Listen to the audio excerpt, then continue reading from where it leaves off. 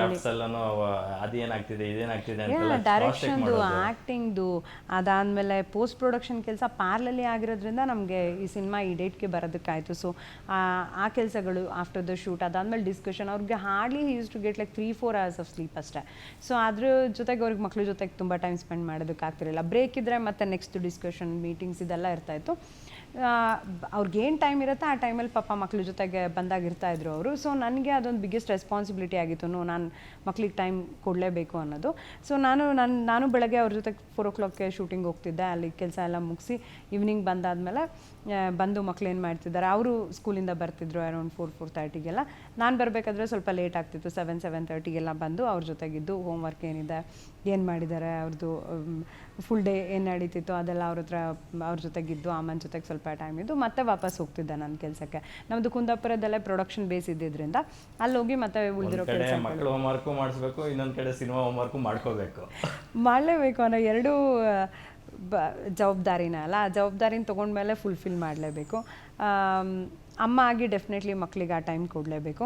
Homework ಅಮ್ಮ ಇರೋದ್ರಿಂದ ಅಮ್ಮನೇ ನನ್ನ ಬಿಗ್ಗೆಸ್ಟ್ ಸಪೋರ್ಟ್. ಅವರೇ ಮಕ್ಕಳನ್ನ ನೋಡ್ಕೊಳ್ತಾರೆ, ಮಕ್ಕಳು ಅವ್ರ ಜೊತೆಗೆ ತುಂಬ ಚೆನ್ನಾಗಿ ಖುಷಿಯಾಗಿರ್ತಾರೆ. ಬಟ್ ಕೆಲವೊಂದೆಲ್ಲ ಇವಾಗಿನ ಹೋಮ್ವರ್ಕ್ ಎಲ್ಲ ಅಮ್ಮನಿಗೆಲ್ಲ ಮಾಡಿಸೋದಕ್ಕೂ ಆಗಲ್ಲ. ಸೊ ಅಷ್ಟು ಇರುತ್ತೆ, ಅದಾಗಿರ್ಬೋದು. ಇಲ್ಲ ಅಟ್ಲೀಸ್ಟ್ ಅವ್ರಿಗೆ ಹೋಗಿ ಒಂದು ಸ್ವಲ್ಪ ಹೊತ್ತಿದ್ರೂ ಅವರು ಖುಷಿ ಆಗ್ತಾರೆ, ಅವ್ರಿಗೂ ಅಮ್ಮ ಬಂದಿದ್ದಾರೆ ಥರದ್ದು ಒಂದು ಫೀಲು. ಸೊ ಹಾಗಾಗಿ ಹೋಗ್ತಿದ್ದೆ. ಅದು ಬಿಟ್ಟು ನನಗೆ ಸಿನಿಮಾದ ಕೆಲಸ ಬಿಟ್ಟರೆ ಬೇರೆ ಏನೂ ಇಲ್ಲ. Like I don't even have more friends. ನಾನು ವೆರಿ ಸ್ಮಾಲ್ ಸರ್ಕಲ್. ಕೆಲಸ ರಿಷಬ್ಬು ಅದು ಬಿಟ್ಟರೆ ಮಕ್ಕಳೇ ಪ್ರಪಂಚ. ನನ್ನ ಕೆಲಸ ಇಲ್ಲ ಅಂದರೆ ನಾನು ಮಕ್ಳ ಜೊತೆಗೆ ಇರ್ತೀನಿ. ಅವ್ರನ್ನ ಮಾಲ್ ಕರ್ಕೊಂಡು ಹೋಗೋದು, ಪಾರ್ಕ್ ಕರ್ಕೊಂಡು ಹೋಗೋದು, ಅದು ಇದು ಅವ್ರ ಜೊತೆಗೆ ಆಟ ಆಡ್ಕೊಂಡು full day I'll be with them. So ಹಾಗೆ ಬ್ಯಾಲೆನ್ಸ್ ಮಾಡ್ಕೊಂಡು ಬಂದೆ ವರ್ಕ್ ಆ್ಯಂಡ್. ಪ್ರಗತಿ ರಿಷಬ್ ಶೆಟ್ಟಿ ಅವರಿಗೆ ಸಿನಿಮಾ ಫ್ಯಾಮಿಲಿ ಯಾವ್ದು ಈಸಿ ಅನಿಸುತ್ತೆ, ಯಾವ್ದು ಟಫೆಸ್ಟ್ ಅನಿಸುತ್ತೆ? ಈಸಿ ಅಂತ ಎರಡೂ ಅನ್ಸಲ್ಲ. ಈ ಸಲ ಅಂದರೆ ಸಿನಿಮಾ ನಿಮಗೆ ಡೆಫಿನೆಟ್ಲಿ ಒಂದಿಷ್ಟು ಸ್ಯಾಕ್ರಿಫೈಸ್ ಮಾಡಲೇಬೇಕು.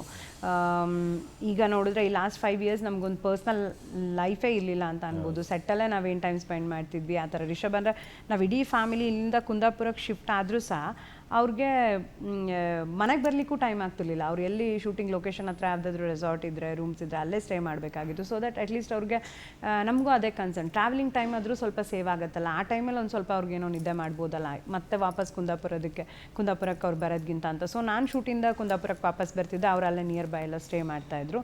ಸೊ ತುಂಬ ಸ್ಯಾಕ್ರಿಫೈಸ್ ಮಾಡಬೇಕಾಗತ್ತೆ. ಅದು ಈ ಥರ ಸಿನಿಮಾಗಳು ಒಂದು 6 months 1 year it is okay. ಇದು ಆಲ್ಮೋಸ್ಟ್ ಲೈಕ್ 5 yearsಯಿಂದ ಪಂಚವಾರ್ಷಿಕ ಯೋಜನೆ ಇದು ನಮ್ಮದು, ಅದೇ ಥರ ನಡೀತಿದೆ. ಫ್ಯಾಮಿಲಿ ಡೆಫಿನೆಟ್ಲಿ ಲೈಕ್ ಬೇರೆ ಏನೋ ಆಪ್ಷನ್ ಇಲ್ಲ. You have to take care of your family. But ಈ ಸಕ್ಸಸ್ನ ಓವರ್ವೆಲ್ಮಿಂಗ್ನ ನೋಡ್ತಾ ಇದ್ರೆ ಎಲ್ಲೋ ಒಂದು ಕಡೆ ಸಾರ್ಥಕತೆಯ ಕ್ಷಣಗಳು ಕಣ್ಮುಂದೆ ಬಂದು ಹೋಗ್ತವೆ ಅನಿಸುತ್ತೆ ನಿಮಗೆ. ಇಷ್ಟೆಲ್ಲ ಕಷ್ಟಪಟ್ಟಿದ್ದಕ್ಕೂ ಪ್ರತಿಫಲ ಸಿಕ್ತಪ್ಪ ಅಂತ ಅನಿಸಿದೆಯಲ್ವಾ? ಖಂಡಿತ ಅನ್ಸುತ್ತೆ. ನಾನು ರಿಷಬ್ಗೆ ಎಷ್ಟೋ ಸಲ ಹೇಳ್ತಿರ್ತಿದ್ದೆ, ನೀವು ಎಷ್ಟು ರಿಷಬ್ ಒಂದು ಕಷ್ಟಪಡ್ತಾರಲ್ವ, ಅದು ನೋಡಿದ್ರೆ ನಿಮ್ಮ ಶ್ರಮಕ್ಕೆ ದೇವರಿಗೂ ಆಪ್ಷನ್ ಇಲ್ಲ, ನಿಮಗೆ ಬ್ಲೆಸ್ ಮಾಡಿದೆ, they have to bless you. ಅಷ್ಟು ಕೆಲಸ ಮಾಡ್ತೀರಾ ಅಂತ. ಅಷ್ಟು ಫೋಕಸ್ಡ್ ಆಗಿ ಬೇರೆ ಏನೂ ಇಲ್ಲದೆ ಅದೇ ಒಂದು ಪ್ರಪಂಚ ಕಟ್ಕೊಂಡು ಅದರಲ್ಲೇ ಬದುಕಿ ಆ್ಯಂಡ್ ಅಷ್ಟು ಶ್ರದ್ಧೆ ಭಯ ಭಕ್ತಿಯಿಂದ ಆಗಿರ್ಬೋದು.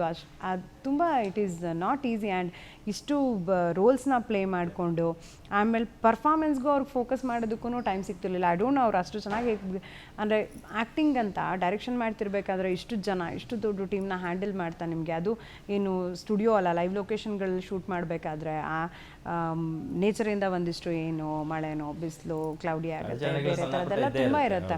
ಅದನ್ನೆಲ್ಲ ಮೀರಿ ಅವ್ರಿಗೆ ಈಗ ಬೇರೆ ಆ್ಯಕ್ಟರ್ಸೇ ಆದರೆ ನಿಮಗೆ ರಿಹರ್ಸಲ್ಗೆ ಎಷ್ಟು ಒಂದೇನೋ ಟೈಮ್ ಸಿಗುತ್ತೆ. And same time you have to maintain your physique. ಅಲ್ಲೋಗ್ಬಿಟ್ಟು ಡಂಬಲ್ಸ್ ಇಟ್ಕೊಂಡು ವರ್ಕೌಟ್ ಮಾಡ್ತಿದ್ರು ಅದೆಲ್ಲ. ಆ್ಯಂಡ್ ಅವ್ರ ರಿಷಬ್ ಎನರ್ಜಿ ಇದೆಯಲ್ಲ, ಒಂದು ಕ್ಷಣನೂ ಡ್ರಾಪ್ ಆಗಲ್ಲ. ಅವ್ರಿಗೆ ಗೊತ್ತು, ಅವ್ರು ಒಂದು ಸ್ವಲ್ಪ ಡ್ರಾಪ್ ಆಗಿಬಿಟ್ರೆ ಇಡೀ ಟೀಮ್ ಇದನ್ನು ಕಳ್ಕೊಂಡ್ಬಿಡತ್ತೆ ಅಂತ.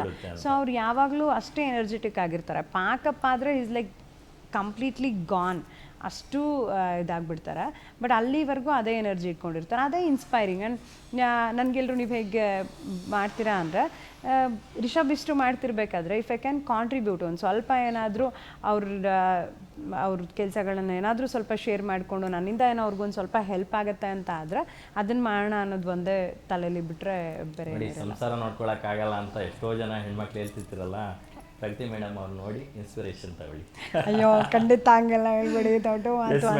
ಇಲ್ಲಿವರೆಗೂ ಕನ್ನಡದ ಹೊರತಾಗಿ ಪರಭಾಷೆಯ ಸೂಪರ್ ಸ್ಟಾರ್ಗಳು ಸ್ಟಾರ್ ಟೆಕ್ನಿಷಿಯನ್ಸ್ಗಳು, ಅಲ್ಲಿಂದ ಜನಗಳು, ಚಿತ್ರಪ್ರೇಮಿಗಳು ಎಲ್ಲರೂ ಕೂಡ ಸಿನಿಮಾಗೆ ಅಭೂತಪೂರ್ವವಾದಂತಹ ಪ್ರಶಂಸೆ ಪ್ರತಿಕ್ರಿಯೆಗಳನ್ನು ಕೊಡ್ತಾ ಇದ್ದಾರೆ.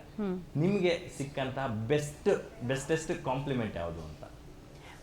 ಅಂದರೆ ರಿಷಬ್ ಅವ್ರಿಗೆ ಸಿನಿಮಾಗ ತುಂಬ ಜನ ಅಪ್ರಿಷಿಯೇಟ್ ಮಾಡಿದ್ದಾರೆ. NTR ಸರ್ ಕಾಲ್ ಮಾಡಿದರು, ವಿಡಿಯೋ ಕಾಲ್ ಮಾಡಿ ತುಂಬ ಖುಷಿಯಾಗಿ ಮಾತಾಡಿದರು. Yash sir and Radhika ma'am ಅವರು ವಿಡಿಯೋ ಕಾಲ್ ಮಾಡಿಬಿಟ್ಟು ಎಲ್ಲರ ಕೆಲಸನೂ ಅಪ್ರಿಷಿಯೇಟ್ ಮಾಡಿ ತುಂಬ ಚೆನ್ನಾಗಿ ಸಿನಿಮಾದ ಬಗ್ಗೆ ಮಾತಾಡಿದರು. ಆಮೇಲೆ ತುಂಬ ಜನ ಈ ಥರದ್ದು ವಿಡಿಯೋ ಕಾಲ್ ಮಾಡಿದರು. ಸೊ ಈ ಥರ ತುಂಬ ಜನ ಅಪ್ರಿಷಿಯೇಟ್ ಮಾಡಿದ್ದಾರೆ. ಖುಷಿ ಆಗುತ್ತೆ. ಅಂದರೆ ಅದೆಲ್ಲ ಅವ್ರು ದೊಡ್ಡತನ ಅಲ್ವಾ, ಅವರೆಲ್ಲರೂ ಬ್ಯುಸಿ ಇರ್ತಾರೆ. ಅದ್ರ ಮಧ್ಯದಲ್ಲಿ ನಮ್ಮ ಸಿನಿಮಾ ನೋಡಿ ಆ ಟೈಮ್ ತೊಗೊಂಡು ಒಂದು ಕಾಲ್ ಮಾಡಿ ಅಪ್ರಿಷಿಯೇಟ್ ಮಾಡೋದು ತುಂಬ ಖುಷಿ ಅನಿಸುತ್ತೆ. ಅದು ಆಮೇಲೆ ತುಂಬ ಇನ್ನೂ ದೊಡ್ಡ ಏನು ಮೋಟಿವೇಟ್ ಮಾಡುತ್ತೆ ಇನ್ನೂ ಒಳ್ಳೆ ಕೆಲಸಗಳನ್ನು ಮಾಡೋದಕ್ಕೆ. ಸಿನಿಮಾ ಪ್ರೀಮಿಯರ್ಗೂ ಬಿಫೋರು ನಿಮಗೆ ಪ್ರಮೋಷನ್ಸ್ ಮಾಡೋದಕ್ಕೆ ತುಂಬ ಟೈಮ್ ಇರಲಿಲ್ಲ. ಹೌದು. ಅವಾಗ ಎಲ್ಲಾದರೂ ಒಂದು ಸಣ್ಣ ಭಯ ಶುರುವಾಗಿತ್ತಾ, ನಾವು ಪ್ರಮೋಷನ್ಸೇ ಮಾಡ್ದಿರಾ ಬರ್ತಿದ್ದೀವಲ್ಲ ಅಂತಕ್ಕಂಥದ್ದು?